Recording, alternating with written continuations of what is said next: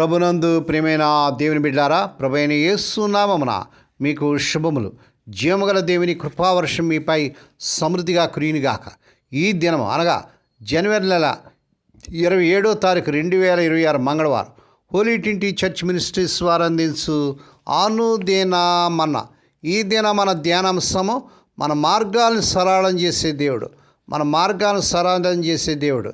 దేవుని వాక్యం చదువుకుందామండి. సామెతల గ్రంథము 3వ అధ్యాయము 6వ వచనం. నీ ప్రవర్తన అంతటి యందు ఆయన అధికారము ఒప్పుకొనుము, అప్పుడు ఆయన నీ త్రోవలను సరళం చేయను. దేవుడు తన పరిశుద్ధ వాక్యం దీవించునుగాక. దేని బిడ్డారా, మీరంతా ఎలాగున్నారండి? మీ ఆరోగ్యాలు ఎలాగున్నాయి? ప్రతిదినం ఉదయకాలం లేచిన వెంటనే ప్రార్థన చేసుకుంటున్నారా? వేకువనే 4 గంటలకే లేక 5 గంటలకే లేచి ప్రభు సన్నిధిలో గంట సమయం కనిపెడుతున్నారా? మోకాళ్ళ మీద దేవుని వాక్యం చదువుతున్నారా? దేని బిడ్డారా, మీ కుటుంబంలో ఉదయకాలం సాయంకాలం మరి కుటుంబ ప్రార్థనలు ఉన్నాయా? మరి ప్రార్థన చేసే కుటుంబము కలిసి ఉండే కుటుంబం కనుక దేవుని బిడ్డారా, మన ప్రార్థన వాక్య ధ్యానం ఎంత అవసరం అండి. ఒక పక్షికి 2 రెక్కలు ఎంత అవసరమో విశ్వాసికి దేవుని బిడ్డకు మరి ప్రార్థన వాక్యము చాలా అవసరం అండి. కనుక ఈ నూతన సంవత్సరంలో ప్రతిదినం కూడా దేవుని వాక్యం చదవండి. రోజు 3 అధ్యాయాలు చదివి ఆదివారం 5 అధ్యాయాలు చదివితే సంవత్సరంలో మనం బైబిల్ పూర్తి చేయవచ్చు. కనుక బైబిల్ లేనివారు దేవుని బిడ్డలు బైబిల్ తీసుకొని చదవండి, ప్రార్థన చేయండి. దేవుడు తప్పక మీ పట్ల అద్భుతాలు ఆశ్చర్యకార్యాలు జరిగిస్తాడు. దేవుని బిడ్డలు ప్రతిదినం కూడా మేము పంపిస్తున్నటువంటి ఈ అనుదినమన్నా తెలుగులో, డైలీ మన్నా ఇంగ్లీష్, ఈ వర్తమానాలు మీకు ఎంతో భారంతో మరి కన్నీటి ప్రార్థనతో ఈ వర్తమానాలు సిద్ధం చేసి పంపించడం జరుగుతుంది. దయచేసి ఈ వర్తమానాలు మరి మీకు దీవెనకరంగా ఆశీర్వాదకరంగా ఉన్నట్లయితే మీ బంధువులకు, రక్త సంబంధులకు, స్నేహితులు పంపించి ఈ పరిచయలో పాలు పంపులు పొందాల్సిందిగా ప్రభు పేట కోరుతున్నాను.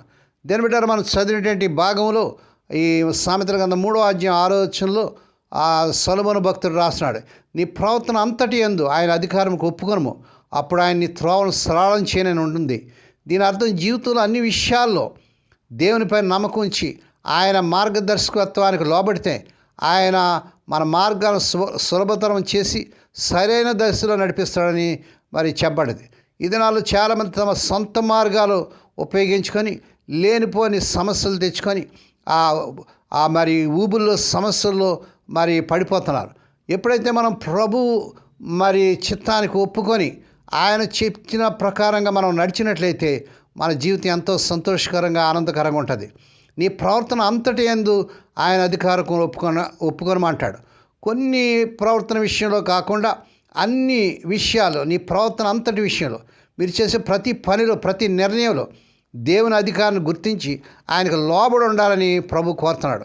కొన్ని విషయాల్లోనే దేవునికి లోబడతాం, మరి కొన్ని విషయాలు దేవునికి లోబడం, మన సొంత చిత్తాలు మనం నెరవేరుస్తూ ఉంటాం. అది చాలా విచారం. దానివల్ల కూడా మనం లేనిపోని సమస్యలు తెచ్చుకుంటాం, కష్టాలు పడతాం. అప్పుడు ఆయన నీ త్రోవలను సరళం చేయను. అలా చేసినప్పుడు దేవుడు మీ జీవిత మార్గాలను సులభం చేస్తాడు, మీకు స్పష్టతనిస్తాడు, మరియు సరైన మార్గంలో నడిపిస్తాడు. మీ సొంత జ్ఞానాన్ని కాకుండా దేవునిపై సంపూర్ణంగా ఆధారపడండి. ఆయనను మీ జీవితంలో ప్రతి విషయంలో భాగం చేయండి. అప్పుడు ఆయన మీ జీవితాన్ని విజయవంతం చేస్తాడు. దేవుని స్తోత్రం. చిన్న కాగితాల నుండి జీవిత బీమా వరకు అనేక ఎంపికలు చేసుకోగలిగే ప్రపంచంలో మనం ఉన్నాం. 2004లో ఒక మానసిక నిపుణుడు పారాడాక్స్ ఆఫ్ చాయిస్ అనే పుస్తకం రాశాడు. దానిలో ఎంపిక చేసుకున్న స్వేచ్ఛ మన క్షేమం కోసం చాలా ప్రాముఖ్యమైనది రాశాడు. అనేకమైన ఎంపికలు అధిక భారాన్ని, అనిశ్చిత స్థితిని కలుగు చేస్తాయి. ఎటువంటి కాగితాన్ని కొనాలనే విషయంలో ప్రమాదం తక్కువగా ఉండవచ్చు. అయితే ముఖ్యమైన విషయాలు ఇటువంటి స్థితి దుర్బలంగా ఉండి మన జీవితకార్యాలను ప్రభావితం చేస్తాయి. అనిశ్చితను అధిగమించి ప్రభువైన యేసు కోసం జీవించడంలో విశ్వాసంతో ముందుకు మనం ఏ విధంగా సాగాలండి? దేని బిడ్డారా, విశ్వాసంగా దేవుని జ్ఞానాన్ని వెతకడం క్లిష్టమైన నిర్ణయాలు ఎదుర్కొన్నప్పుడు మనకు సహాయం చేస్తుంది.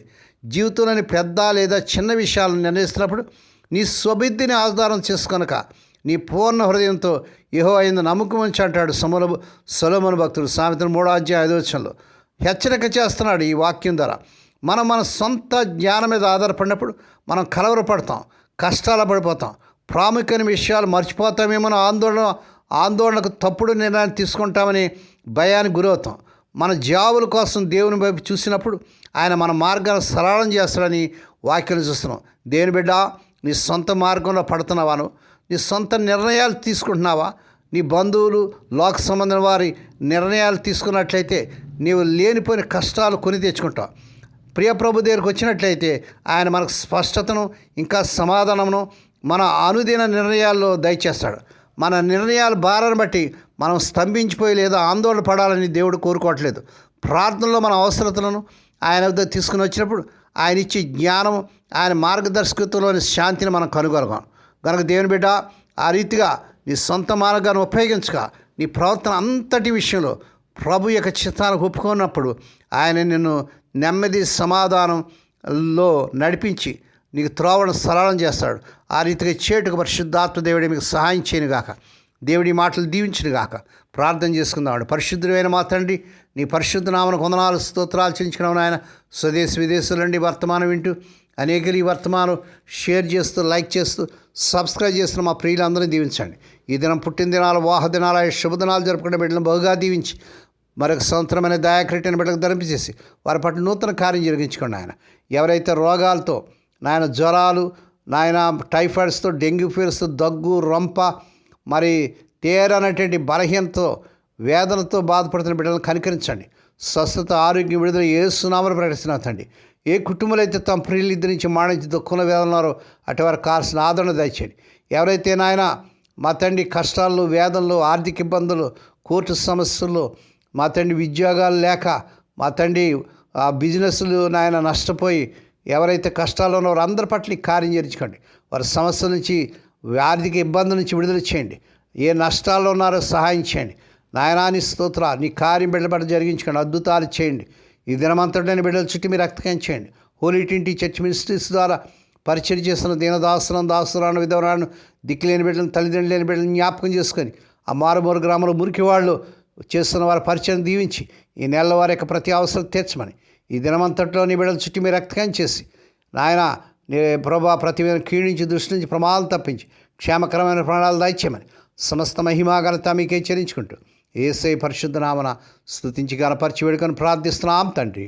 ఆమేన్. మన ప్రభువైన యేసుక్రీస్తు వారి కృప, తండ్రి అయిన దేవుని ప్రేమ, పరిశుద్ధాత్మ దేవునికి అన్యోన్య సహవాసం సదాకాలం మీకు తోడండి, నడిపించి బలపరచునుగాక. ఆమేన్.